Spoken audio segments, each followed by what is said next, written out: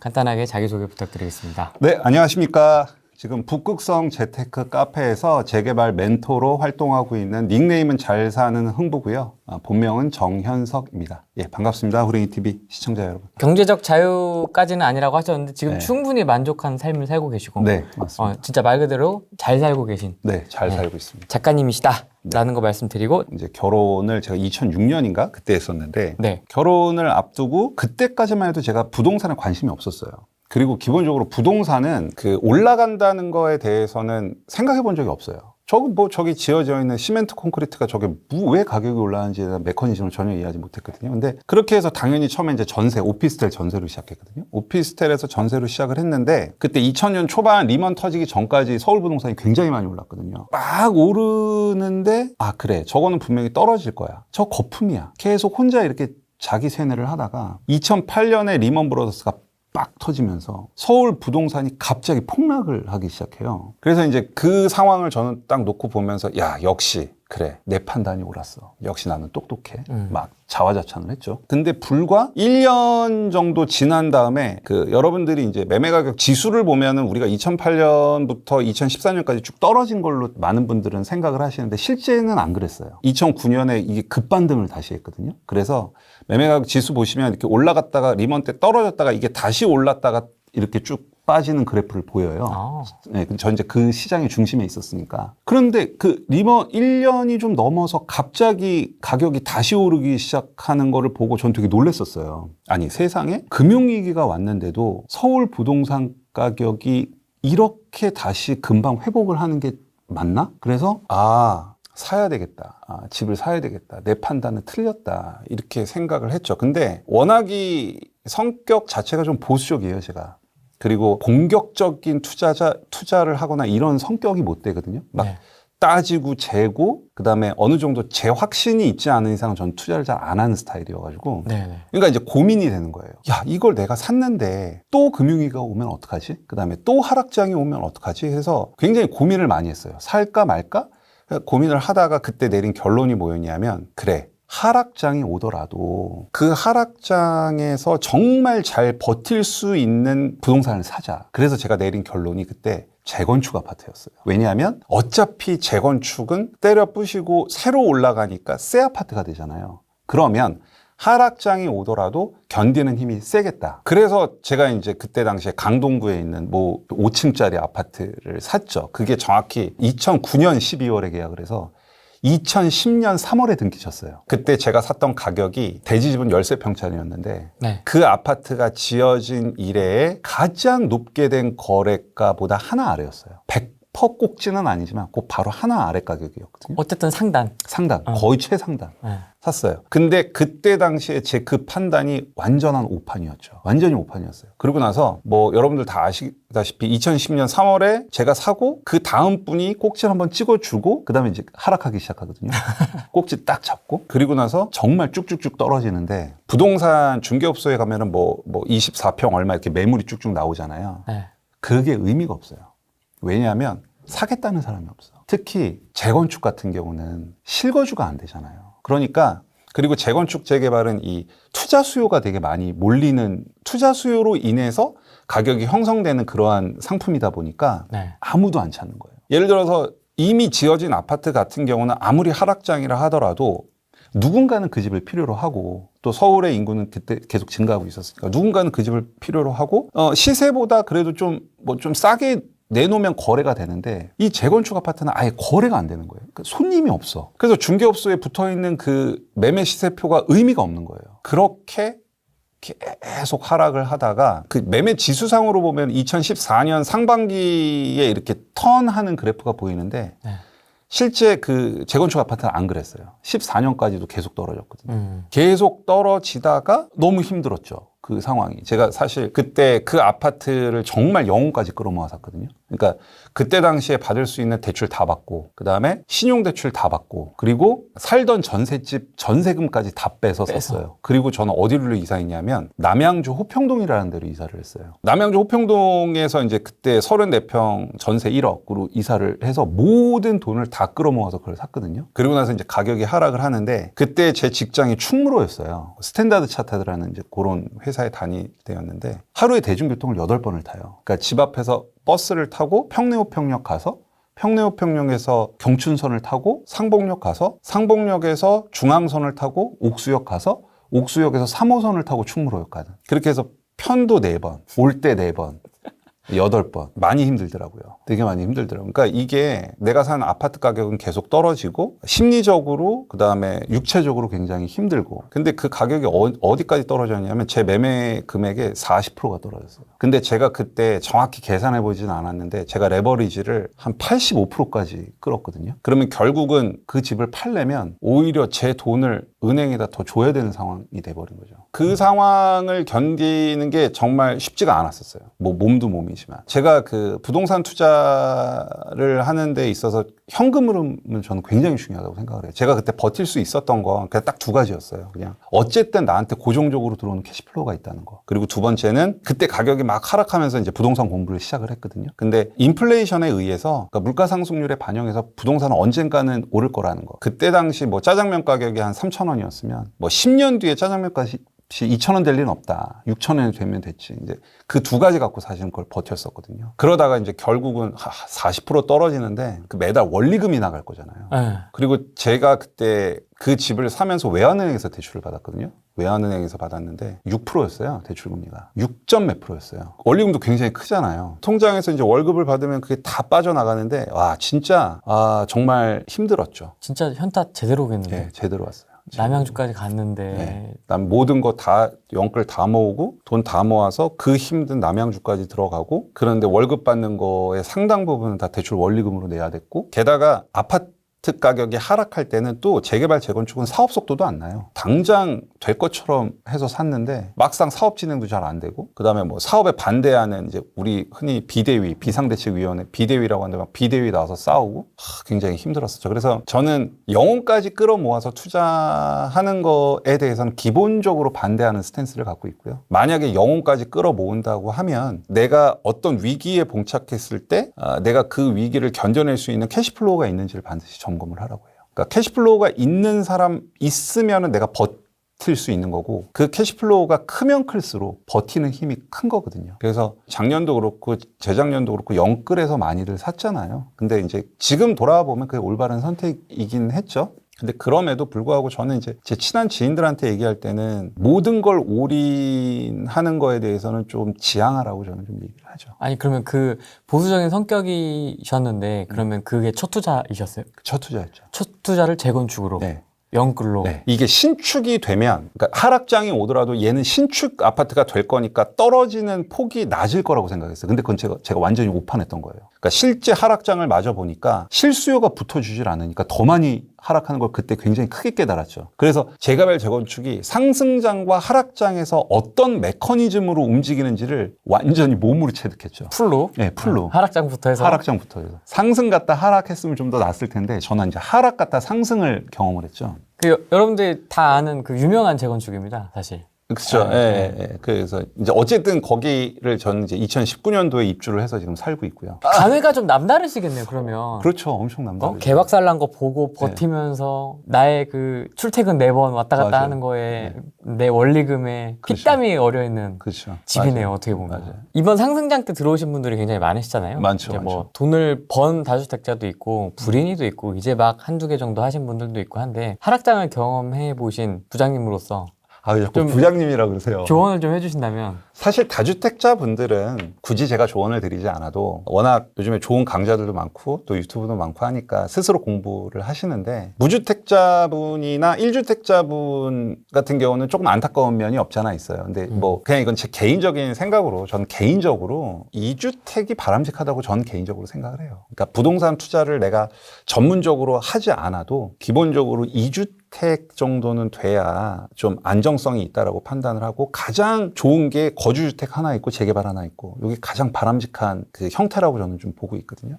무주택자분들은 그러니까 재개발 그러면 굉장히 어려워. 법 나오고 무슨 뭐 물딱지 얘기 나오고 막 되게 어렵다고 생각하는데 사실 상당히 많이 집값이 올랐잖아요. 그러면 노력을 해야 된다고 저는 생각을 하거든요. 그걸 따라잡으려면. 그럼 무주택자분들은 재개발 공부를 정말 꼭 하셨으면 좋겠어요. 왜냐하면 지난 상승분을 한 번에 따라잡을 수는 없지만 그래도 이번 상승장에서 소외된 거를 만회할 수 있는 카드가 저는 재개발이라고 확신을 하거든요. 그다음에 이제 1주택자분들 같은 경우는 만약에 내가 자금 여력이 있다라고 하면은 거주주택을 갖고 있고 재개발을 하나 하는 게 좋겠지만 이제 대부분 그렇지가 않으시니까 이제 1주택자도 뭐 학령기의 자녀를 갖고 있느냐 아니면 뭐 신혼이냐에 따라서 여러 가지로 달리겠지만 저 같은 경우는 고생할 자신이 있다. 그러면 재개발로 한번 갈아타는 거는 나쁘지 않은 것 같아요. 특히 이번에 대통령 윤석열 당선인으로 확정이 됐고 이제 6월 1일 날 지방선거가 있을 거거든요. 뭐 오늘 신문에도 보니까 뭐 지금은 여당, 이제 곧 있으면 야당 쪽에서는 뭐 그 후보가 이렇게 딱히 보이는 분이 없다라고 하는데. 서울시장 말씀. 서울시장. 우리가 관심사는 그거지. 그렇죠, 사실 그렇죠, 그렇죠. 지방선거라고 하지만은 그렇죠. 서울시장 선거지 사실. 그렇죠, 그렇죠. 예. 제가 왜 이번 6월 1일 지방선거를 되게 보냐면 제가 여기 잠깐 조사를 해봤는데 약간 정치적인 부분은 최대한 배제하고 배제 안 하셔도 됩니다.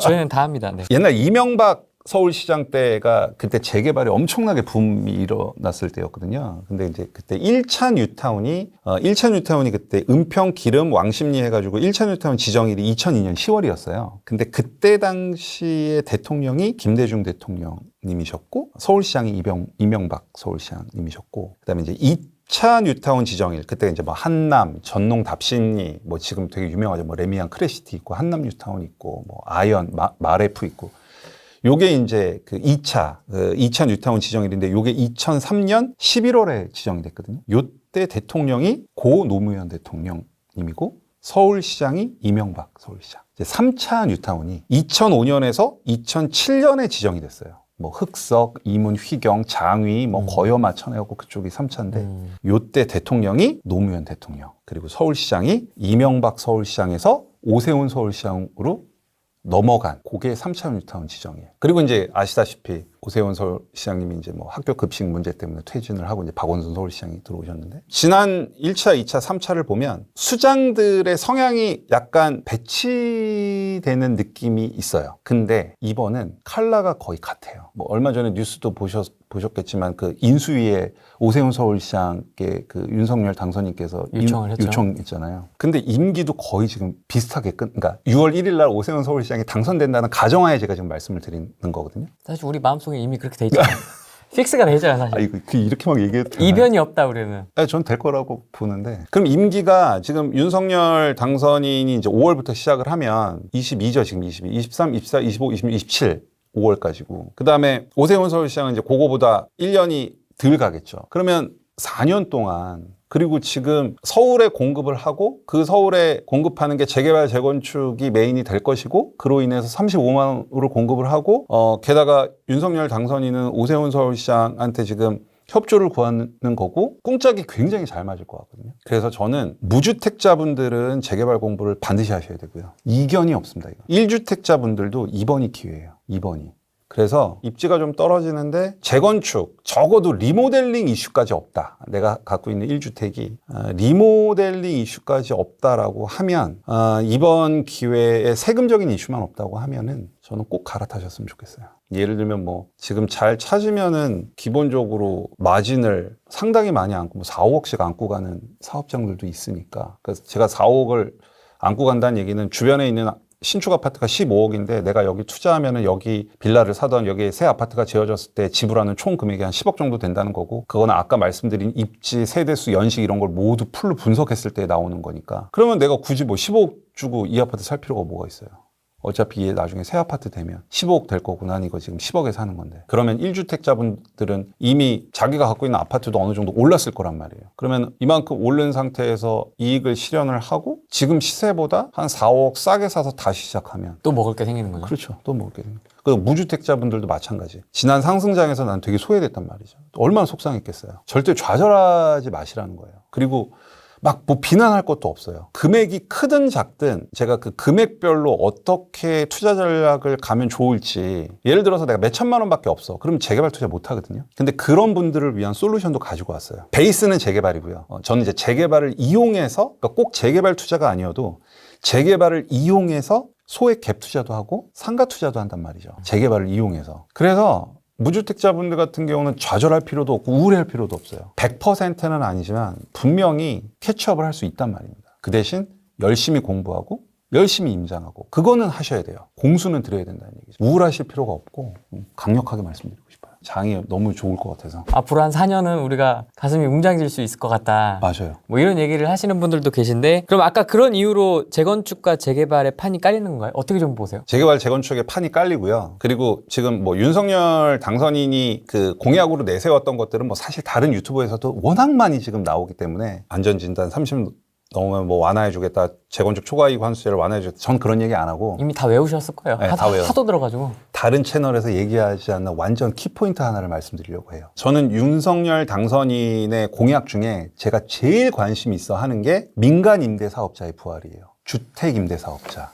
주임사. 네. 부활. 왜냐하면 저는 제가 갖고 있는 정비사업지의 물건들, 서울에 투자해 놓은 것들은 저는 다 주임사로 묶었거든요. 그러다 보니까 종부세도 안 냈고 그다음에 거주주택 비과세도 그대로 살아있단 말이죠. 주임사로 다 묶어버렸으니까. 네. 근데 그때 김현미 장관이 이제 취임하고 민간 임대 사업자, 주택 임대 사업자를 굉장히 밀었단 말이에요. 근데 그때 당시에 주택임대사업자를 많이들도 가입하셨지만 그 주택임대사업자를 하지 않는 분들은 왜 안 했냐면 결과적으로는 전세를 5%밖에 올릴 수 없다라는 게 굉장히 큰 허들로 작용했었어요. 왜냐하면 전세를 계속 올려줘야 내 자금이 회수가 되고 그걸로 이제 재투자를 해 나가는 거니까. 근데 재개발은 어차피 주거 환경이 굉장히 열악해요. 전세를 올리는데 한계가 있어요. 그렇죠. 시장의 전세가가 막 오른다고 해서 물론 재개발에 있는 빌라도 오르긴 하지만 그 폭이 다르단 말이에요.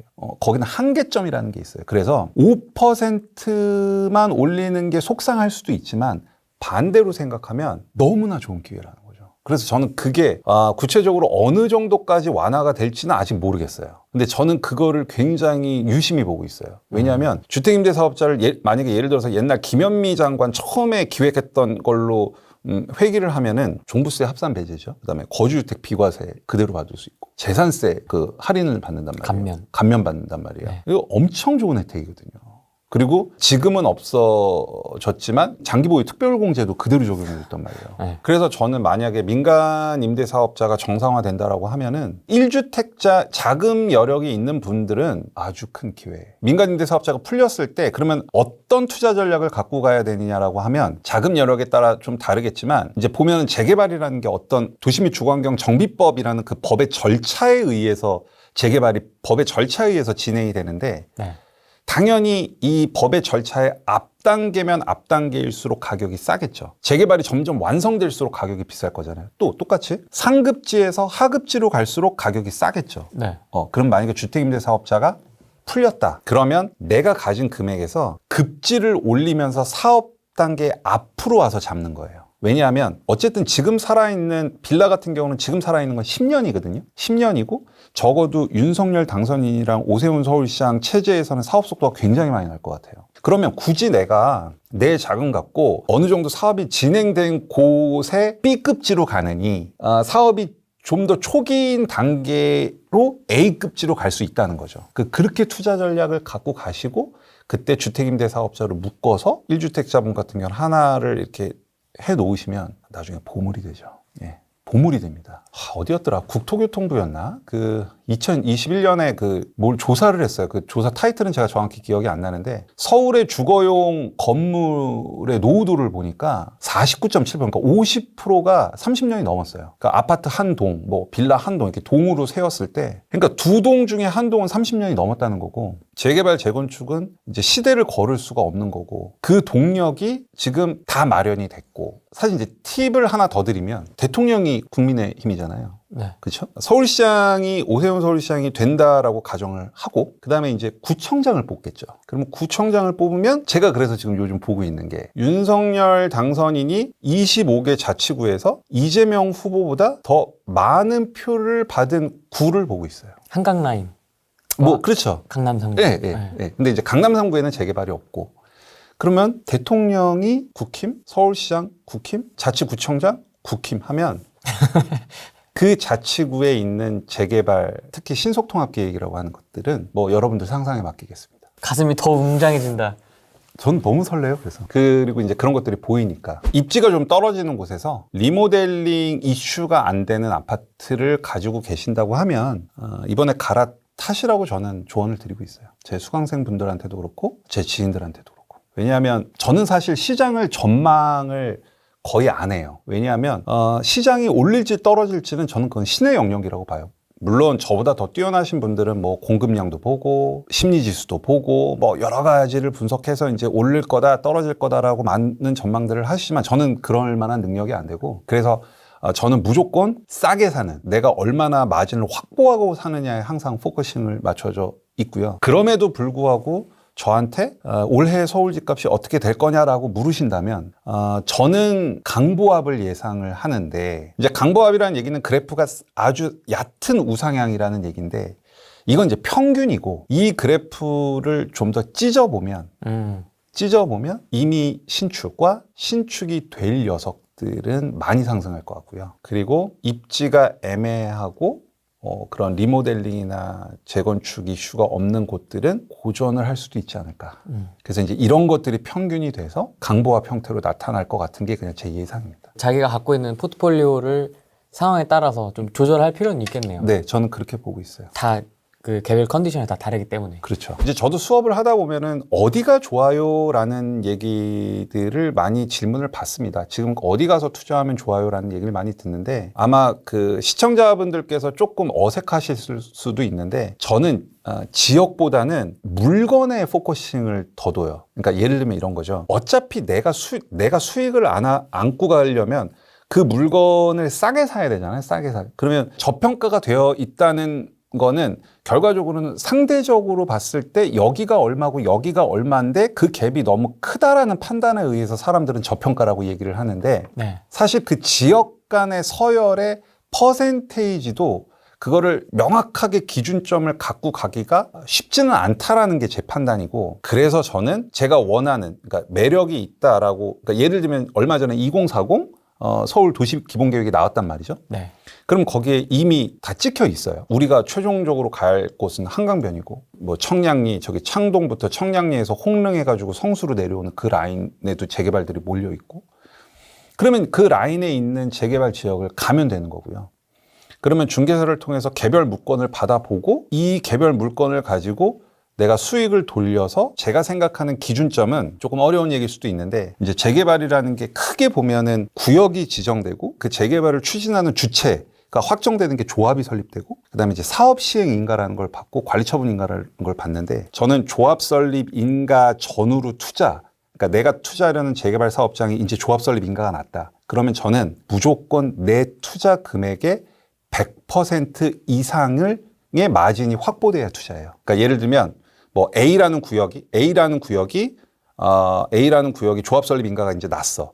근데 내가 A라는 구역에 투자하는 금액이 3억이야. 그러면 나는 3억의 마진을 이미 확보한 상태가 아니면 전 투자를 안 해요. 사업 시행 인가 전후로는 70에서 80%. 예를 들어 내가 3억을 투자를 했다. 그러면은 2억 4천은 내가 싸게 사야 돼. 그다음에 관리 처분은 내가 3억을 투자했다. 그럼 1억 5천은 싸게 사야 돼. 저는 이게 더 중요해요. 뭐 저평가 지역, 고평가 지역보다는 개별 사업장별로 물건을 가지고 분석했을 때 사업 단계에서 나한테 주어지는 수익의 크기를 보고 그 수익의 크기가 내가 만족하면 저는 해요. 그래서 제가 예를 하나 좀 들어드려도 되나요? 네. 예, 예를 하나 더 해드리면, 아무래도 서울은 좀 비싸잖아요.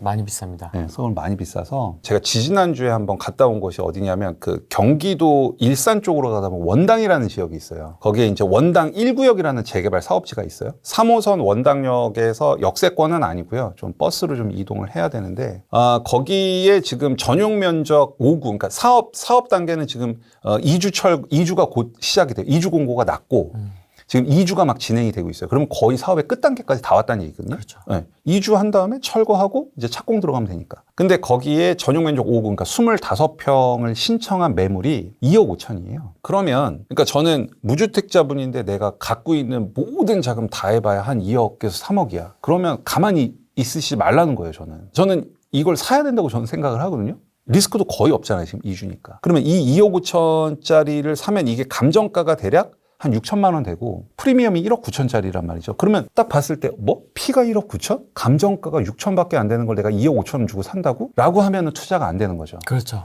그렇죠. 네. 그럼 이제 여기서부터 조금만 분석을 하면 돼요. 그러면 뭐냐면 이 원당 1구역에 전용 면적 5구를 받는 조합원 분양가가 대략 한 3억 2,500이에요. 그 매매 2억 5천짜리 매물을 사면 거기 아파트 나중에 새 아파트가 딱 지어질 거잖아요. 25평 새 아파트를 내가 갔는데 지불하는 총 금액은 5억 1,500이 나와요. 내가 2억 5천짜리를 사면. 그러면 나중에 새 아파트가 들어오는 5구를 내가 전용 면적 24평을 내가 5억 1,500 주고 사는 거거든요. 그러면 이 5억 1,500이 얼마나 싼지만 분석을 하면 되는 거예요. 이제. 그렇죠. 네, 그거면 끝나는 거거든요. 그런데 제가 아까 재건축 아파트 얘기할 때 저는 재개발 지역이나 재건축 지역이 있으면 여기에 나중에 새 아파트가 들어왔을 때 지금 현재에 들어와 있다는 가정하에 적정 시세가 얼마인지를 로직을 통해서 계산해낸다고 했잖아요. 네. 그렇게 해서 나온 이 적정가는 7억 6천이에요. 지금은 이주 중이지만 원당 1구역에 2,600세대의 신축 아파트가 지금 들어와 있다고 가정했을 때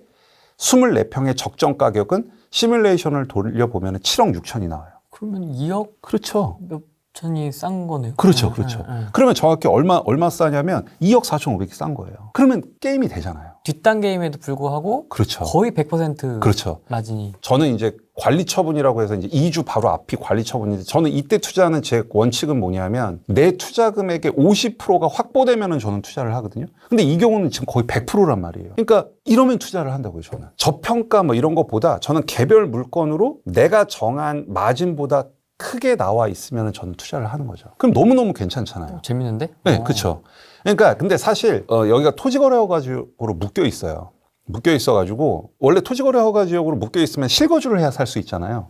근데 여기가 이주 공고가 났잖아요. 그래서 덕양구청에서 허가를 안 해줘요. 왜? 실거주를 못 하잖아요. 지금 나가야 될 사업장에 지금 사람들을 이사를 시켜야 되는 사업장에 내가 실거주해서 들어가겠습니다라고 하면은 안 받아들여주잖아요. 그렇죠. 그렇죠. 그러면 사람들이 지금 결국은 이거를 매물을 못 산단 말이에요. 그러면 저는 특히 무주택자분 같은 경우는 그런 거에 굴복하지 말라는 거예요. 자, 일단은 내가 지금 여기에 신축 아파트가 들어오는 게 7억 6천인데 내가 이걸 5억 1,500에 살 수 있다면 2억 4,500을 먹고 들어갈 수 있다면 여기 토지거래 허가 지역으로 묶여서 못 사?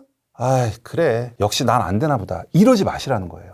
아니, 묶였는데? 못 들어가는 그렇죠. 묶였는데 못 들어가잖아요. 네. 거기서 포기하시면 안 된다는 거예요. 그럼 어떻게 해야 되겠어요? 어떻게 되는 거야? 덕양구청을 찾아가야죠. 직접 가서. 가죠. 네. 그래서 토지거래 담당자 분을 만나야죠. 언제 풀어줄 건지에 대해서 물어봐야죠. 토지거래 허가에 대해서요? 네, 물어봐야죠. 왜냐하면 무주택자가 뭐 투기 수요도 아니고 무주택자가 내가 여기 들어가서 살겠다고 하는데 나중에 여기가 신축 아파트가 돼서 들어가서 살면 되잖아요. 나중에 새 아파트 지어서 들어가서 살면 되잖아요. 그래서 내가 허가를 받겠다는데 그럼 가서 얘기를 하는 거예요. 난 이렇게 한다. 그래서 제가 이제 얘기를 한번 해봤죠. 그랬더니 이제 담당자 분께서는 3월 말 안으로 결론이 난다고 얘기를 하셨고 국토부랑 지금 협의 중이래요. 푸는 시기에 대해서? 네. 토지거래 허가를 풀지 말지가 3월 말까지 결론을 내겠다라고 이제 말씀을 주신 거죠.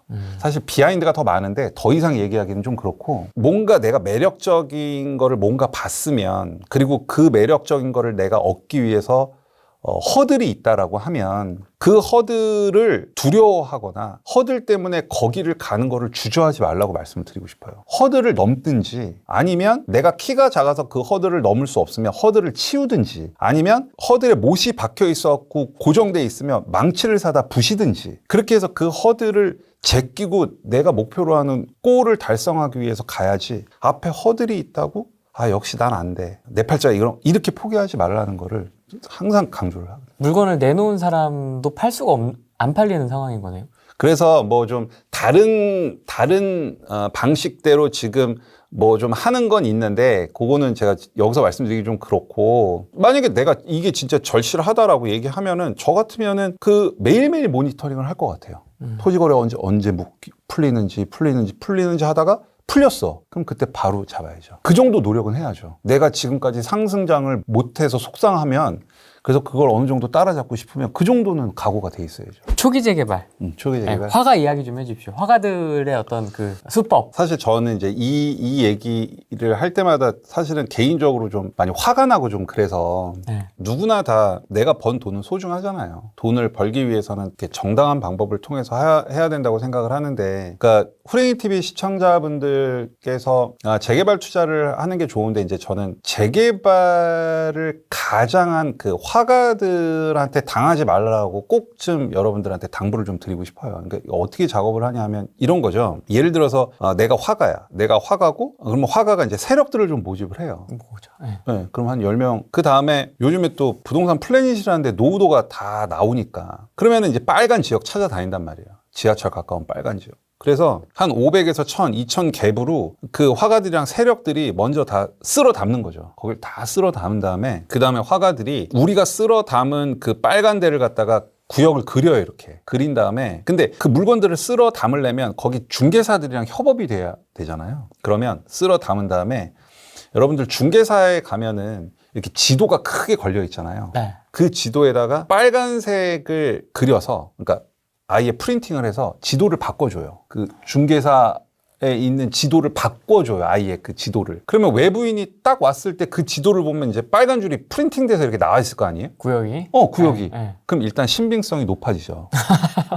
어... 네. 그래서 지역 중개사에 프린팅된 지도를 다 바꿔준 다음에 그 재개발 지역 내에 그 허름한 그냥 1층을 그 세를 얻어요. 그런 거 해봐야 뭐 보증금 1, 2천에 월세 뭐 몇십만 원이면 되니까. 그리고 간판 달아요. 간판? 네. 땡땡 재개발 추진준비위원회 이렇게. 그리고 책상 몇 개 갖다 놓고 전화기 몇 개 갖다 놓고. 아, 그렇게까지 합니까? 전화기까지 갖다 네, 놓고? 갖다 놓고 해요. 그리고 어느 곳은 자동차에다가 랩핑을 해요. 1톤 트럭을 빌려요. 그래서 우리 재개발을 준비하고 있으니까 동의서 접수하러 그 아까 추진이 사무실로 오세요라고 자동차 옆면에다가 현수막 같은 거 아니고 랩핑 같은 거를 해서 마을을 돌아다녀요. 노출되게? 노출되게. 네. 그 다음에 뭐 불법으로 구청에 신고가 들어가면 철거가 되겠지만 현수막도 단단 말입니다. 네. 그렇게 해놓고선 이제 단톡방, 여러분들 아마 단톡방 보시면은 구역 이렇게 빨간 선 그려가지고 돌아다니는 거 엄청 많이 보셨을 거예요. 그렇게 해서 본격적으로 작업을 하는 거예요. 요즘은 더 심해져서요. 요즘은 3D로 조감도까지 걸어놔요. 그러면 102명, 99명 다 넘어가요. 그러겠다. 조감도가 네. 있으면 뭐가 되는갑다 하고. 네. 중개사에 갔는데 지도에 구역 표시 다 돼 있지, 추진준비위원회 사무실 있지, 플래카드 걸려 있지, 자동차 돌아다니고 있지, 게다가 중개사무실과 준비위원회 조감도까지 걸려 있지. 그러면 그 다음에 이제 그거를 갖다가 단톡방에 홍보하고 뭐 하면은 사람들이 이제 미친 듯이 달려드는 거죠. 그러면은 쫙쫙쫙쫙쫙 올라가다가 결국은 털고 나오죠. 그래서 얼마 전에 뭐 땡땡 구역에서 화가 세력들 다 털고 단톡방 폭파시키고 튀어버린 사례가 나왔잖아요. 그 사례가 나왔단 말이에요. 제 지역은 말씀 못 드리죠. 그럼 결과적으로 맨 마지막에 들어간 사람들은 다 물리는 거예요. 제가 빌라 갭 투자를 하지 말라는 게 아니라 그런 만반의 준비를 해놓은 상태에서 내가 소액이야. 막 한 4천, 5천 밖에 없어. 그러면은 거기 간단 말이에요. 그러면 이럴 거 아니에요. 여기 한 4천, 5천 갖고 빌라 하나 사나? 여기 아파트 34평이 지금 15억인데 여기 나중에 아파트 들어오면 얼마 되겠어? 나중에 자식 준다고 생각하고 그냥 하나 담아놔. 한 10년 갖고. 그럼 거의 다 넘어간단 말이에요. 그래서 저는 그렇게 장난을 치는 거에 너무너무 저는 반감이 많고 후랭이TV 시청자분들은 절대 그런 일을 당하지 않으셨으면 좋겠어요. 이거는 정말 제 진심이고요. 그러면 이제 그거를 어떻게 내가 알아낼 수 있느냐. 그 또 기가 막힌 방법이 있어요. 그렇습니까? 네, 기가 막힌 방법이 있는데 요즘엔 진짜 인터넷이 너무 좋아져가지고 공간정보 플랫폼이라고 있어요.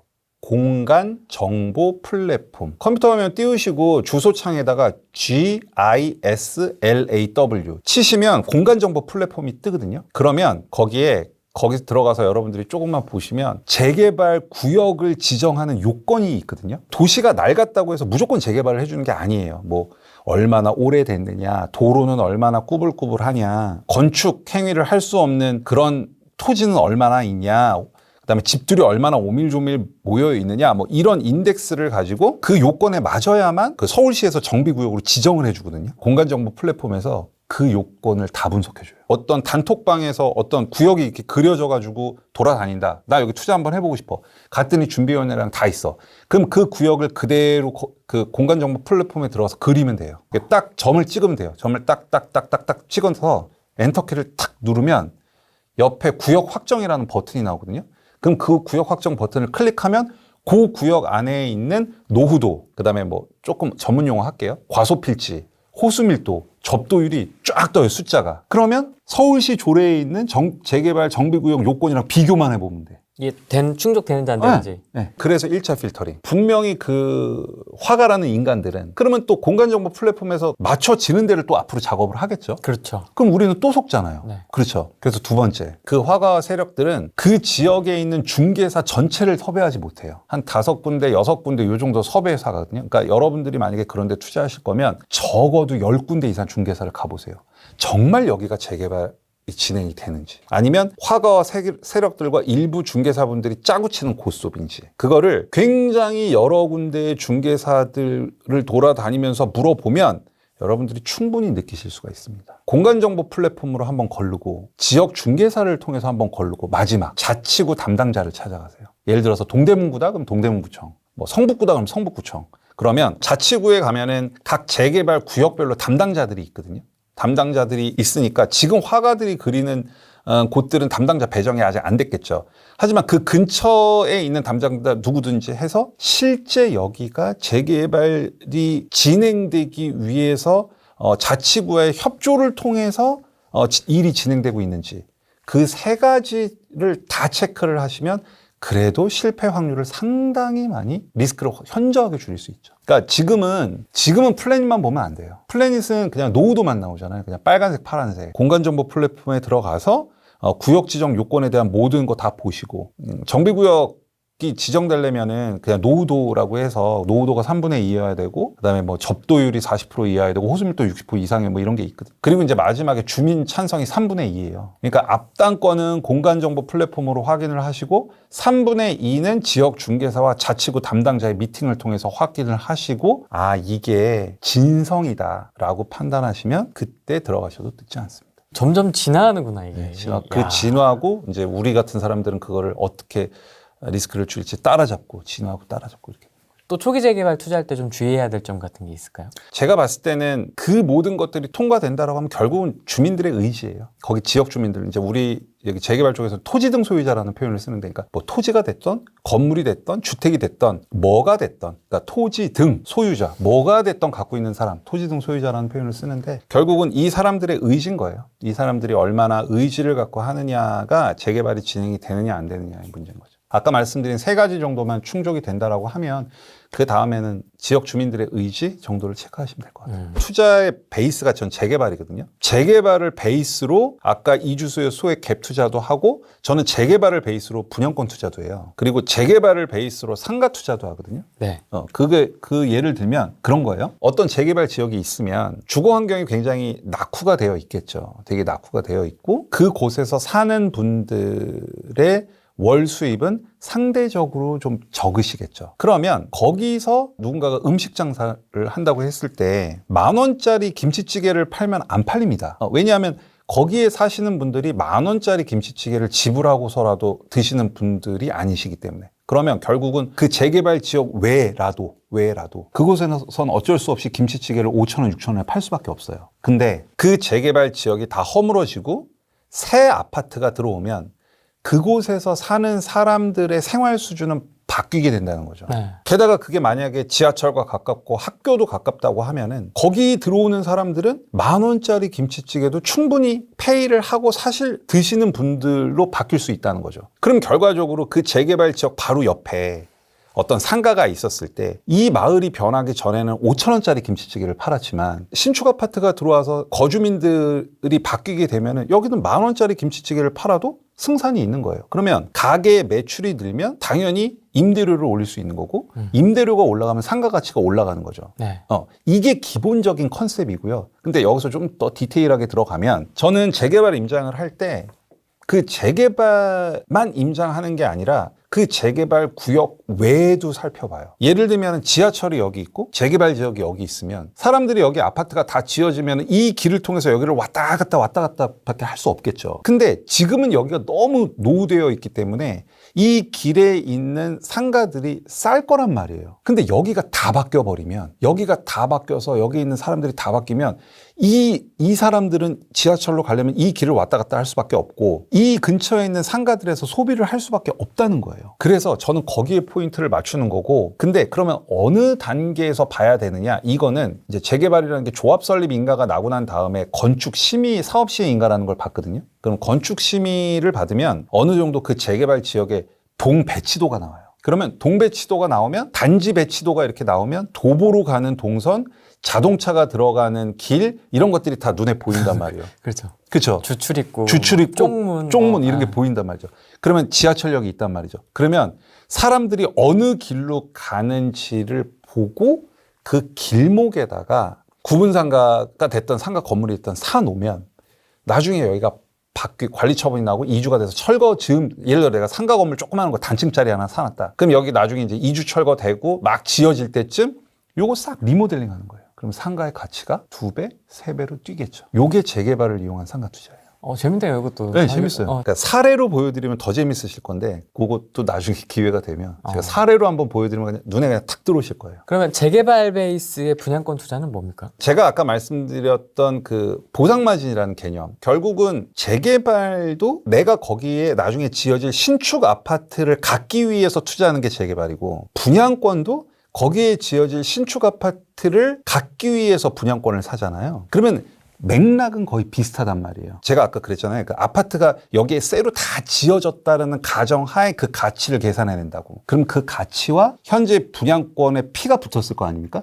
그 피를 계산해내서 투자하는 걸 말하는 거예요. 비교 분석한다. 네, 비교 분석. 그런 개념인 거예요. 네. 되게 좀 많이 깔아놓으셨잖아요. 법인으로도 많이 있으실 거고 개인으로도 많이 있으실 거고 네. 뭐 이렇게 꽉꽉 차 있으실 텐데 네. 그런 하락에 대한 두려움 이런 거 없으세요? 왜냐면 주구장창 올라오기도 했고 네. 또 초반에 많이 고생을 하시기도 하셨고 네. 5년 넘게 막 이렇게 네. 힘들게 마이너스 40%까지도 보셨는데 네. 좀 앞으로 진행될 흐름에 대한 두려움, 하락장. 그러니까 하락장에 대한 두려움이 없다라고 하면 그건 거짓말이고요. 하락장이 당장, 그러니까 저는 기본적으로 영끌은 하진 않고요. 저는 항상 제가 어떤 위기가 왔을 때 대응할 수 있는 현금을 좀 별도로 확보를 하고 있고요. 그 현금은 절대 안 씁니다. 딱 키핑해놓고 네. 긴급 상황에서만. 네, 그 자금은 생활비가 됐던 투자가 됐던 절대 쓰지 않는 자금이 항상 있고요. 사이드에 좀 있고요. 그 다음에 하락장이 왔어. 근데 내가 그거에 대응해서 매도를 못 쳤어. 그럼 결과적으로 갖고 가야 되거든요. 그래서 제가 아까 말씀드렸다시피 버텨도 이길 수밖에 없는 물건을 사죠. 그러니까 예를 들면 인근에 있는 신축 아파트가 15억이야. 근데 내가 재개발 이쪽에 투자하는 총 매입가가 10억이야. 그 말은 이제 그 다음에 하락장이 왔어요. 그러면 이 15억짜리 아파트가 계속 떨어질 거란 말이에요. 그런데 얘가 15억짜리가 14억으로 떨어져도 나는 4억 이익이에요. 13억으로 떨어져도 난 3억 이익이에요. 12억으로 떨어져도 난 2억 이익이에요. 물론 이 아파트가 떨어지면 이 재개발 지역은 더 떨어지죠. 아까 제가 처음에 말씀드렸다시피. 저는 이 재개발 지역의 물건 가격이 떨어지는 거는 모니터링하지 않아요. 굳이 내가 이 가격이 막 떨어짐으로 해서 내가 그거에 스트레스 받고 뭐 속상해야 될 필요 없어. 왜? 나는 적어도 이곳에 신축 아파트가 들어왔을 때 적정 시세는 이미 내가 투자하는 시점에 얼마인지를 다 빼놨으니까. 그리고 그 시세와 옆에 있는 아파트의 시세를 비교해서 아까 입지 뭐 브랜드까지 다 비교해서 이 룸이 내가 먹는 금액이기 때문에 비교 대상 아파트라고 제가 얘기하는데 그게 1억 떨어졌어. 그러면 그래? 내 마진이 내가 여기 투자할 때 5억 보고 들어갔는데 이제 4억 정도 됐구나. 2억이 떨어졌어. 그러면 내 마진이 2억 더 깎였네? 이런 마인드로 가게 되면은 하락장에서 여러분들이 스스로 버티고 그거를 이겨내서 결국은 열매를 따먹을 수 있는 최종 결론은 반드시 이루어지게 돼 있는 거죠. 근데 이제 조금 더 들어가면 결국 이 전제는 그 재개발 지역에 있는 곳이 아파트가 돼야 된다는 거예요. 이게 아파트가 안 돼버리면 말짱 도루묵이죠. 슬픈데? 엄청 슬픈 거예요. 그래서 저는 이제 재개발 투자할 때 아까 그 마진 쪽과 리스크를 항상 판단을 하죠. 사업 리스크라는 표현을 저는 쓰는데 그래서 제가 재개발 투자의 본질을 이 두 가지로 보고 있어요. 내가 얼마나 먹고 들어가느냐. 그리고 이곳에 있는 사업 리스크는 어느 정도 되느냐. 이 두 가지가 재개발 투자의 가장 핵심적인 본질입니다. 그 현대산업개발 사고 나고 나서 시공사를 교체하려는 조합원과 이미 현대산업개발로부터 많은 거를 드신 조합장님의 반대로 인해 싸우는 조합들이 좀 종종 보이고 있죠. 그 사고 이후에도 선정된 데도 있고. 그렇죠. 선정된 데도 있고. 깜짝 놀랐습니다. 안양이었나? 어디 재건축 아파트였는데. 네, 맞습니다. 네. 거기도 있고. 그래서 저는 사업 리스크를 봐요. 그 중에서 제일 중요한 게 이제 아예 사업이 엎어질 확률, 아예 구역이 해제해버리는 확률은 이제 일몰제라는 어떤 제도가 있는데 그걸로 위험 요소를 판단하고요. 그 다음에 기본적으로 조합장의 평판 조사도 무조건 다 하고요. 아, 평판. 네, 평판 조사. 그건 기본 중에 기본이고요. 아, 그렇군요. 네, 팁을 하나 드리면 조합장 평판 조사 어디 가서 하면 좋을 것 같아요, 프레임님. 그 A 지역의 중개사도 아닐 거잖아요. 그렇죠. 네. 그렇죠. 그 A 재개발 지역에 인접해 있는 경쟁 B 재개발 지역에 가서 조사해요. 다른 구역. 네, 그러면은 적나라하게 나와요. 저 새끼 뭐, 돈 받아먹고. 네, 그러니까 이제 B구역 투자자로서 가서 상담을 하다가 이제 A구역의 조합장 평판 조사를 하죠. 그렇게 조사를 해요. 다 나오는군요. 나오죠. 노필터로. 네, 노필터로 나오죠. 근데 거기 또 좀 스킬은 들어가는데 여튼 조합장 평판 조사는 기본 중에 기본이고. 근데 평판이 안 좋아서 안 한 것도 있으세요, 그럼? 그러니까 평판이 안 좋으면은 투자 대상에서 제외는 되지만 그 평판이 왜 안 좋은지를 알아야 돼요. 서울의 어떤 땡땡 구역에 가면 지금 조합장님이랑 조합원이랑 굉장히 크게 컨플릭이 나고 있는 사업장이 한 군데가 있는데, 그러니까 조합장님이 되게 청렴하세요. 대쪽 같다 그래야 되나? 그러니까 유연하지 않아. 그러니까 포용력이 없어. 조합원들이 요구하는 거를 잘 수용을 안 하지. 뭐 그런 조합도 있어요. 그러니까 평판 조사를 했을 때 이 사람의 도덕성, 그다음에 어떤 모럴 해저드, 그런 그 위법사항, 뭐 이런 근본적인 문제가 있는 평판인지 아니면 다른 것들인지를 구별을 하는 거죠. 그러니까 대표적으로 그런 거예요. 조합장 평판 조사는 당연하고 거의 대부분의 재개발 구역은 비대위라는 게 있어요. 비상대책위원회. 결국은 근데 이 비대위는 보통 두 가지 성격이 있어요. 하나는 뭐냐? 현행 집행부에 반대하는 비대위. 또 하나는 사업 자체를 반대하는 비대위. 그렇죠. 그렇죠. 네. 비대위가 있으면 투자하지 말까가 아니라 비대위가 있으면 그 비대위의 성격을 봐야 돼요. 조합 집행부를 반대하는 비대위인지 재개발 사업 자체를 반대하는 비대위인지, 그리고 이 비대위의 세력이 얼마나 큰지. 예를 들면 재개발 구역 내에 주택이 990개가 있고 상가가 10개가 있어요. 근데 990명은 찬성하는데 이 10명의 상가 주인들이 반대를 해. 그래서 비대위가 형성이 됐어. 그러면 그렇게 큰 비대위는 아닌 거죠. 있다 하더라도. 근데 저기 경기도 땡땡 구역에 가면 10명이 상가 주인인데 이 한 명당 엄청 큰 상가 건물을 하나씩 갖고 있는 거예요. 입구에. 건물로. 그럼 이제 990명은 주택을 갖고 있는데 10명이 이따만한 큰 건물 10채씩을 한 명이 갖고 있어. 그것도 입구에. 이러면 또 얘기가 달라지는 거예요. 이게 실제 사례거든요. 이러면 얘기가 달라지는 거예요. 그러니까 그거는 완전히 케이스 바이 케이스예요. 거기 가서 보고 판단을 하는 거죠. 그리고 만약에 비대위가 굉장히 막 엄청 싸워. 그러면 가격은 당연히 쌉니다. 리스크가 있으니까. 그러면 저는 이 갈등들이 해소될 가능성을 타진을 하죠. 그래서 해소될 가능성에 무게 중심을 더 주면 사죠. 그러니까 이거는 사실 어떻게 명확히 설명하기 좀 힘들어요. 약간 이거는 경험도 좀 있어야 되고, 경험에서 지식도 좀 있어야 되고, 상상력도 좀 필요한 것 같고. 그러네요. 제가 어떤 구역 갔더니 진짜 비대위 사무실도 있고 조합 사무실도 있고 맞아요. 서로 이렇게 마주보고 이게 뭐 하는 거지 지금 싶더라고요. 사무실이 각각 있더라고요. 그쵸. 그럼 어디로 들어가야 되는 거지? 이렇게. 둘 다 들어가야죠. 그때. 소액의 관점에서 좀 말씀을 해주시면 좋을 것 같아요. 근데 뭐 수도권 이런 비싸 너무 알겠는데 노력 알겠다. 근데 이제 소액으로 우리는 하고 싶다. 소액으로 제가 1억 이하. 1억 이하. 네. 1억 이하면은 두 가지로 말씀드릴게요. 한 1억 정도 된다. 1억 정도 된다 그러면 제 지역은 얘기를 못 하겠고요. 왜냐하면 또 이 반론이 올라올 수 있기 때문에 1억 정도 된다라고 하면은 저는 신속통합기획, 그러니까 작년에 신속통합계획이라고, 신속통합계획이 뭔지를 설명을 다 아시려나? 시청자? 한번 방송을 해서. 다 아시나요? 신속통합계획이 지금 21곳이 선정이 됐고요. 37곳이 지금 떨어졌단 말이에요. 네. 근데 그 37곳도 이미 서울시에 올라갔다 떨어진 곳인데 미선정 구역 중에 잘 찾으면 1억 정도로도 지금 살 수 있는 것들이 있어요. 근데 여기가 지금 토지거래 허가로 묶였기 때문에 결과적으로는 실거주를 하지 않으면 안 되는데 대지집은 18제곱미터 이하는 지금도 거래가 돼요. 얼마 전에 그 토지거래 허가 구역의 18제곱미터 이하를 6제곱미터 이하로 바꿨거든요. 근데 그거를 소급을 안 했어요. 신속통합계획 21곳과 37곳은 아직도 대지 면적 18제곱미터 이하면은 그 허가 안 받고 살 수가 있거든요. 그래서 저기 북쪽으로 가면 1억 정도로 담을 수 있는 것들이 있어요. 근데 미선정 구역은 분명히 여러분들이 어느 정도 리스크는 있다라고 생각은 해야 돼요. 그리고 만약에 그거보다 금액이 더 작다라고 하면 제가 이건 실제 수강생분들한테 강의를 하는 부분인데 재개발을 이용한 이주수요 투자를 하라고 얘기해요. 이주수요 투자가 뭐냐면 오늘 원당 얘기가 나왔으니까 원당으로 한번 다시 가볼게요. 네. 원당 1구역을 가면 원당 1구역이 위에 있고 이제 위가 이렇게 산 같은 걸로 이렇게 막혔어요. 그리고 여기 원당 1구역이 있거든요. 그리고 나서 옛날 기차역인데 이렇게 이제 지금은 폐역된 곳이 있고 그다음에 쭉 내려오면 이제 원당역으로 나오는데 여기가 지금 이주잖아요. 근데 여기 대략 한 1,800에서 2,000 가구가 산단 말이에요. 그럼 이분들이 이주를 해야 되겠죠. 그렇죠. 그러면 원당에 사는 사람들이 아 그래 이사 가야지. 그리고 뭐 일산 주엽동으로 올라가겠어요. 아니면은 뭐 저기 은평구 불광동으로 가겠어요. 다 그 근처에서 찾을 수밖에 없단 말이에요. 그렇죠. 그렇죠. 불과 한 3, 4개월, 5, 6개월 만에 1,800 가구는 어딘가로 이사를 해야 돼요. 그럼 그 근처에 있는 전세가가 어떻게 되겠어요? 들썩들썩. 들썩들썩하죠. 그러면 들썩들썩하면 매가를 밀어 올릴 수밖에 없다는 얘기. 이게 이주 수요 투자거든요.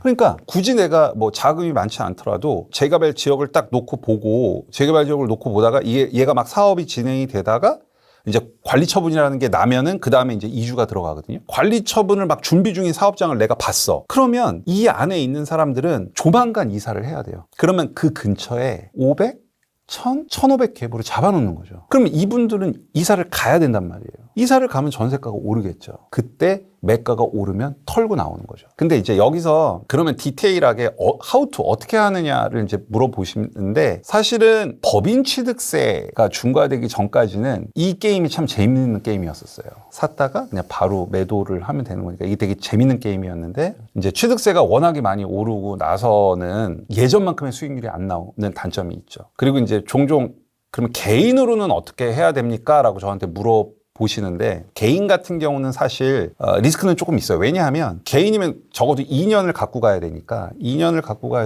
그러면 2주보다 2년 전에 내가 투자를 해야 되는데 이 재개발이라는 게 꼭 그 일정대로 사업이 간다는 보장이 좀 없거든요. 그래서 그런 리스크는 있어요. 그래서 저는 이주 수요 투자를 여러분들이 어떤 분들한테 권하냐면 내가 정말 소액이야. 근데 지방 아파트에 투자를 하고 싶어. 소액 갭으로. 그러면 이제 다들 훌륭하실 테니까 뭐 이제 아까도 공급 물량도 보고 해서 막 공부를 하실 거잖아요. 그래갖고 내가 어떤 도시를 찍을 거잖아요. 아, 이 도시가 앞으로 오를 것 같아. 오를 것 같다라고 해서 거기에 이제 소액으로 투자를 하려고 가실 거란 말이에요. 그러면 내가 그렇게 해서 도시를 정했으면 이왕 할 거면 그 도시에도 재개발, 재건축 사업지가 있을 거잖아요. 그 옆에 하시라는 거예요. 그러면 앞으로 상승 가능성도 있고 설령 내가 예상했던 그 상승을 내가 다 갖고 오지 못한다 하더라도 이주 수요 투자 때는 무조건 이 사람들은 나와야 되기 때문에 엑싯이 너무 명확히 보이잖아요. 그러면 안전장치가 하나 더 생기는 거죠. 그래서 저는 거기에다가 활용을 하라고 말씀을 많이 드려요. 원능력이라고? 폐역이 아까? 원능력. 맞다. 그래요? 원능력. 네, 폐역.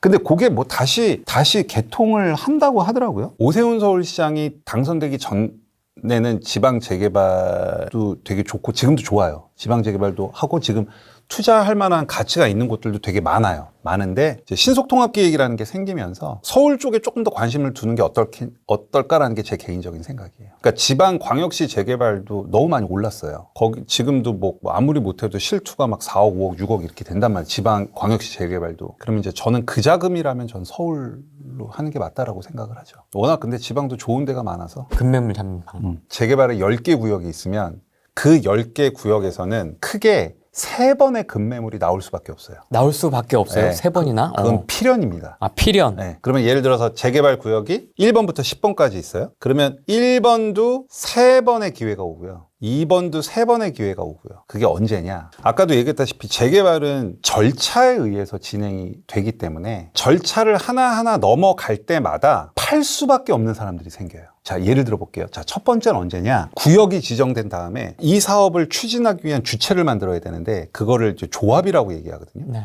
그러면 조합이 설립이 돼요. 그러면 조합 설립 인가가 나기 직전에는 급매물이 나올 수밖에 없어요. 왜냐하면 그 구역 내에서 내가 예를 들어서 빌라 2채를 갖고 있다. 그럼 아파트를 2개 주지 않아요. 하나만 줘요. 그럼 내가 이거 모터를 2개 갖고 있어요. 차라리 이거 하나 팔아서 딴 구역에다 하나 사면 되지.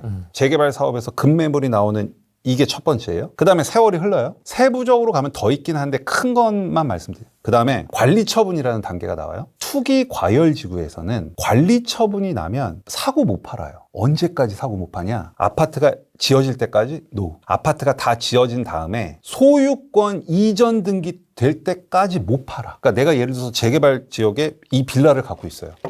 근데 얘가 관리 처분이 났어. 그럼 얘가 나중에 다 아파트가 돼서 나한테 명의가 될 때까지 난 이걸 못 팔아요. 그럼 이 기간이 짧게는 6년에서 길게는 7년, 8년이에요. 그럼 결과적으로 7년, 8년 동안 나는 재산권 행사를 못 해. 그렇기 때문에 관리 처분 나기 직전에 금매가 나와요. 사례를 알려드릴게요. 가수 김종국 씨 형이 갖고 있었나? 그래서 되게 한동안 유명했던 안양에 가면 상록지구라고 있어요. 그런 재개발 지역이 있거든요. 거기가 관리 처분이 언제 났냐면 작년 12월 20 며칠 날 관리 처분이 났어요. 근데 관리 처분이 나기 전에 그 상록지구의 프리미엄 시세가 3억 5천에서 4억이었어요. 근데 관리 처분 직전에 프리미엄 1억짜리가 나왔어요. 초급매네요. 초급매. 그러니까 이분은 할아버지인데 이게 관리 처분이 나면은 팔 수 없다는 걸 정말 모른 거야. 아무것도 모르고 있다가 관리 처분 나기 한 3주 전에 한 거예요.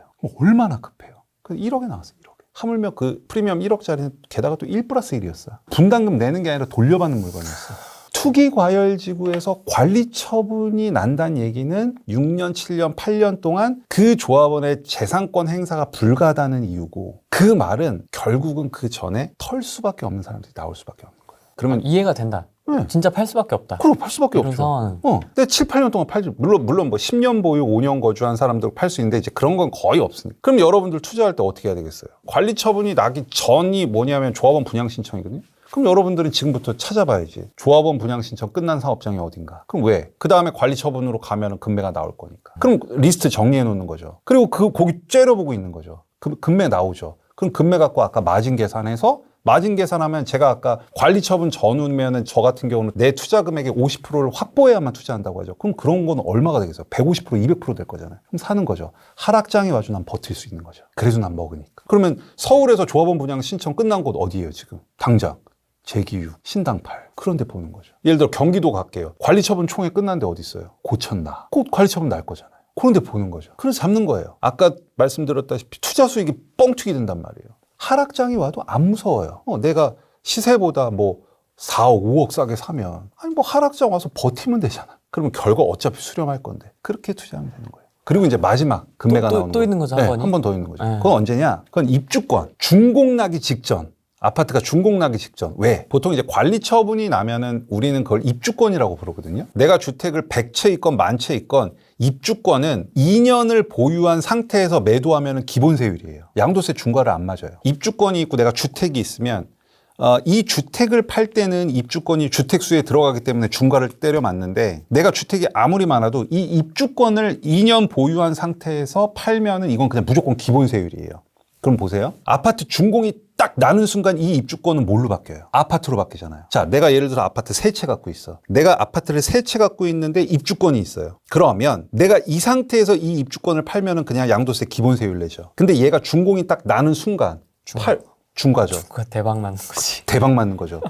그래서 준공 직전엔 다주택자가 보유한 입주권이 금매로 나와요. 그게 저기 미아에 가면 클라시아 뭐 이런 데에서 그다음에 DMC 센트럴 차이 금매가 나왔어요.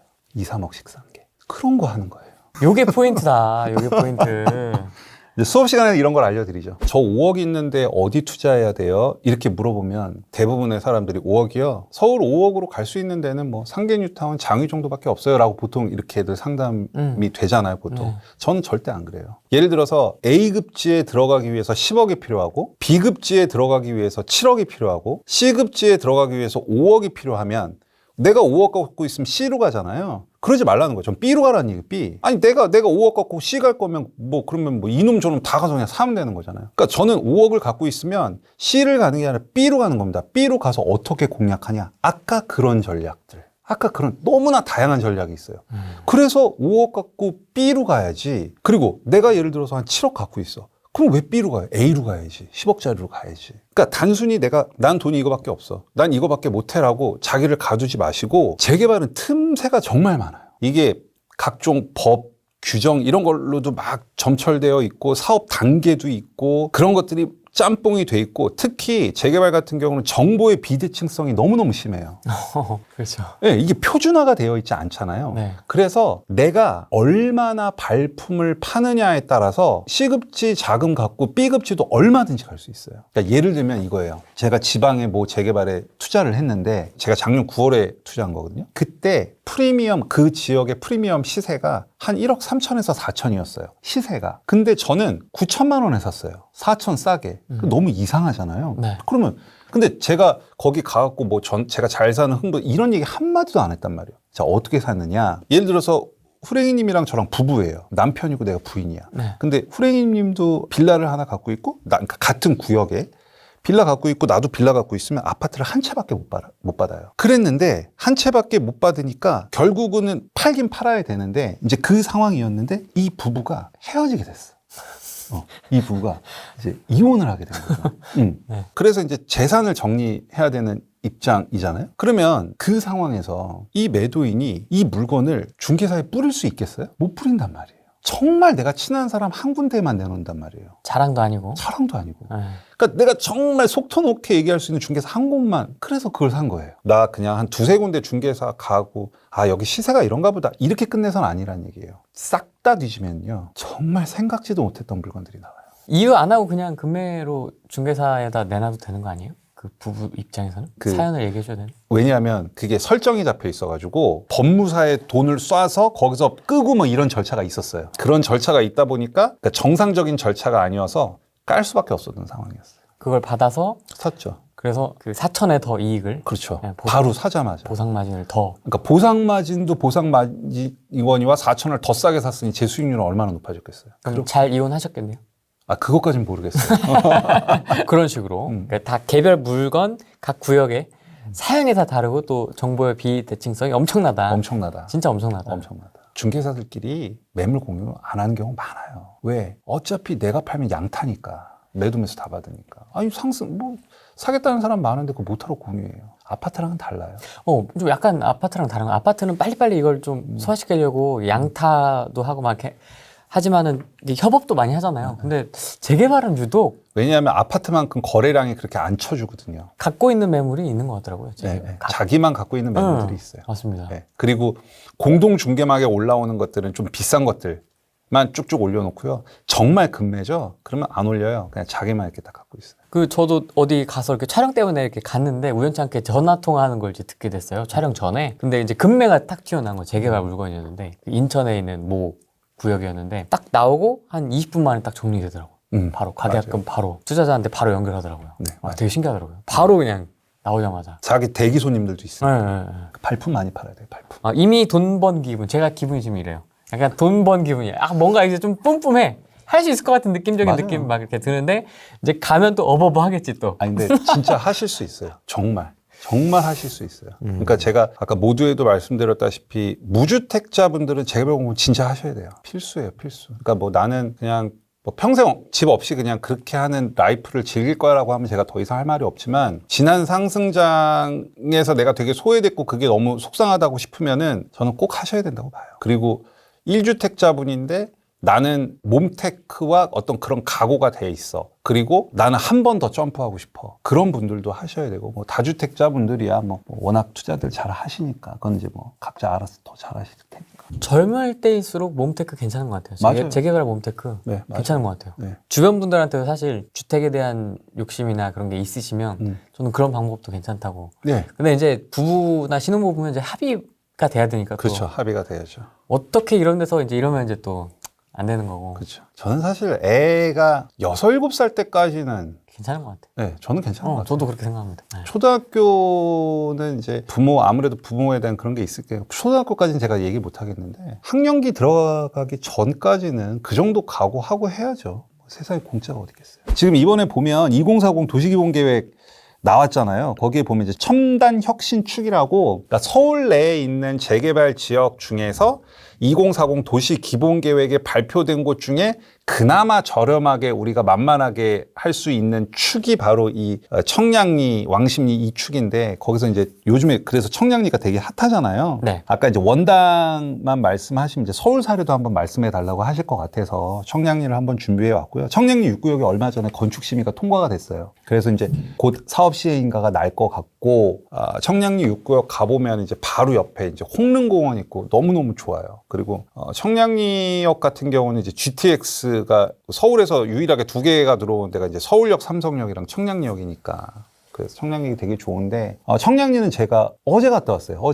어제 갔다 와서 요거 매물 어제 이제 매물 받은 거거든요. 네. 근데 청량리는 보면 아까 원당이랑 다른 게 청량리는 아직 사업 시행인가라는 게 안 났기 때문에 조합원 분양가라든가 조금 어렵게 말하면 비례율이라든가 아니면 내가 살려는 물건의 감정가를 몰라요. 지금은 오픈돼 있지가 않아요. 그래서 수익을 분석할 수 있는 원초적인 방법 자체가 없어요. 이 앞 단계를 가면. 근데 저는 이제 그 로직을 제가 만들어냈죠. 사실 이런 것들을 다 모아서 저작권 등록을 지금 해놓은 상태거든요. 뭐 아시다시피 워낙 요즘에 막 이놈 저놈 서로 베껴 쓰고 저 그게 너무 싫어가지고 이해됩니다. 네.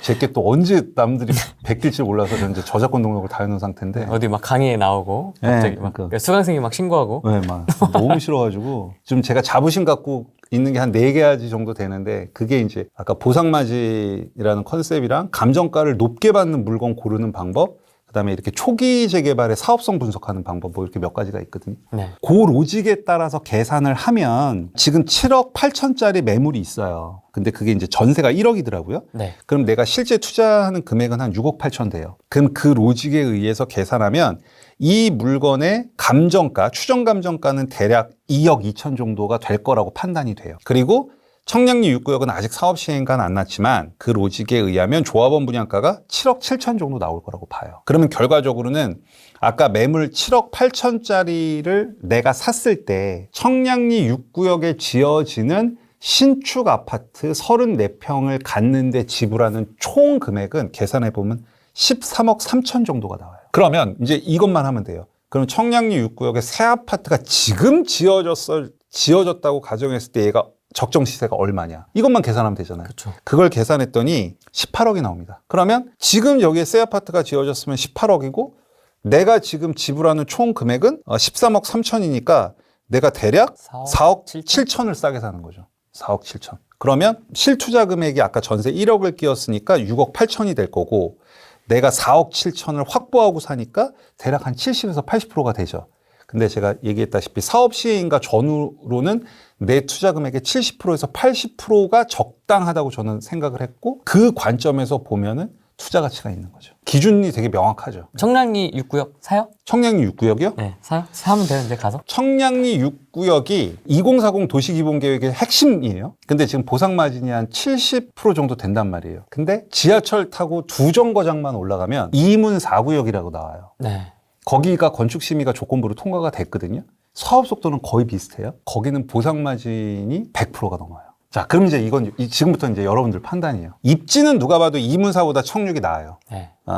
근데 마진은 이문사가 커요. 그러면 나는 현재 시점에서 마진의 크기를 보고 들어가겠다라고 하면은 이문사. 나는 마진의 크기보다는 청량리의 앞으로의 발전 가능성에 조금 더 무게감을 두겠다. 그럼 청육. 저는 좋다고 봐요. 여러분의 선택은 어떻게 되십니까?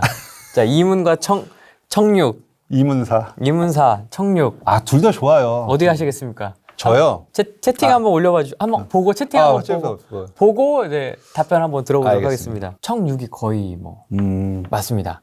청육이 많고 돈 되면 청육, 장투 청육, 속도 빠른 거. 이문사가 훨씬 더 안전 마진이 높아 보여요라고 했어요. 그렇죠. 그거 제가 아까 말씀드렸죠. 그렇죠. 네. 청육도 좋고 이문사도 좋아요. 이거는 선택의 문제인 것 같아요. 지금 작가님의 상황에서는 어디 하시겠어요?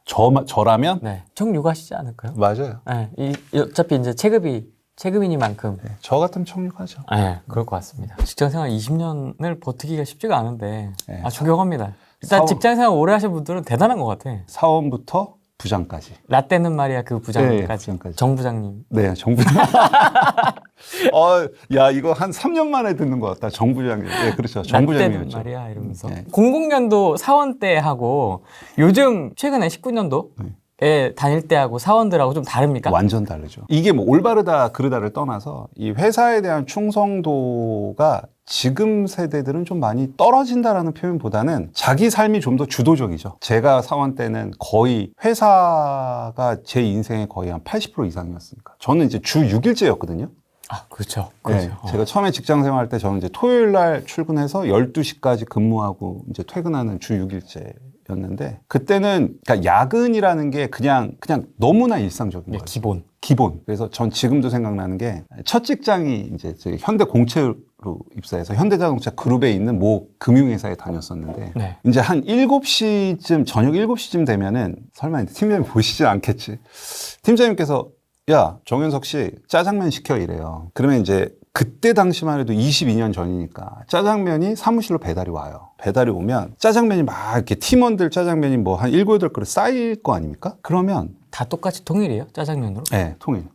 만두도 아, 여기서부터 좀. 네, 만두도 없고. 아, 근데 그 팀장님을 제가 지금도 굉장히 존경하는 팀장님인데 그 짜장면이 있는데 회의를 안 끝내요. 그러니까 짜장면이 배달이 왔으면 빨리 먹어야지. 예, 회의를 하다가 먹고 그러면 먹고 하자라고 하는 게 사실은 정상이잖아요. 근데 회의가 안 끝나요.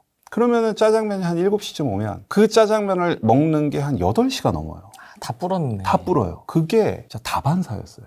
야근은 막 새벽 3시, 4시까지도 하는 경우도 되게 흔했고요. 그럼 연봉이 좀 셌습니까? 아니, 연봉은 안 그것도 아니에요? 네, 안 셌죠. 그러니까 다른 기업에 비해서는 조금 셌었죠. 제 초임이 연봉이 2,400이었어요. 그 당시? 네, 그 당시. 오, 22년 전에.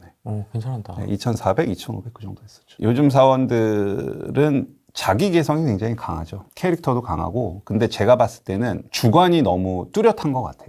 그러니까 제가 사원 때는 제 인생에 대해서 그렇게 깊이 고민해 본 적이 없었거든요. 그리고 그냥 회사, 집, 회사에서 하는 일, 그 다음에 승진 누락하지 않는 거, 윗사람한테 잘 보이는 거, 라인, 라인, 평정, 뭐 이런 거. 고과, 뭐 이런 것들이었는데 지금 친구들 보면은 자기 개발도 되게 열심히고 삶이나 인생에 대한 태도가 저 때보다는 훨씬 진지한 것 같아요. 그게 아마 전 그런 생각도 들어요. 저희 때만 하더라도 1인 가구가 거의 없었어요. 제가 27, 이때는 당연히 부모님이랑 살았죠. 근데 요즘 보면은 직장 생활 잡으면은 그냥 혼자 자취하는 친구들 되게 많잖아요. 나 혼자 산다. 네, 나 혼자 산다. 그러다 보니까 돈에 대한 태도나 그 다음에 뭐 인생을 바라보는 관점 이런 것들이 좀 친구들이 많이 빨리 철드는 것 같아요. 저는 그래서 요즘 세대들이 제가 사원했을 때보다 훨씬 나은 것 같아요. 알겠습니다, 정 부장님.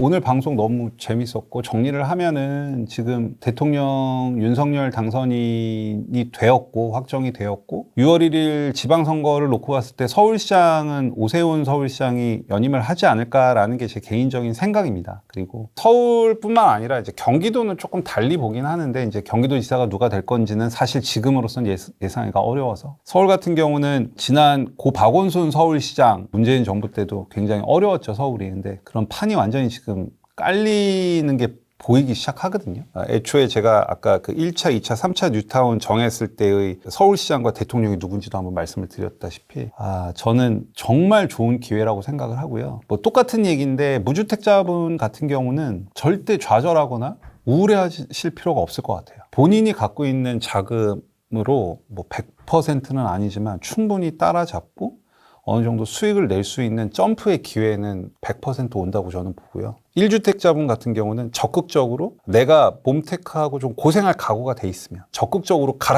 재개발로 갈아타기를 해보시라고 조언을 드리고, 다주택자 같으신 경우는 내가 재개발로 좀 투자를 해보겠다라고 한다고 하면 되게 좋은데, 재개발 같은 경우는 사실 도로를 갖고 있어도 아파트를 받을 수 있고, 상가는 좀 위험합니다. 상가는 좀 요건이 있어야. 상가를 갖고 있어도 아파트를 받을 수 있고, 공장, 창고, 요건은 있어야 분명히 뭐 그게 있다고 100% 되는 건 아니니까.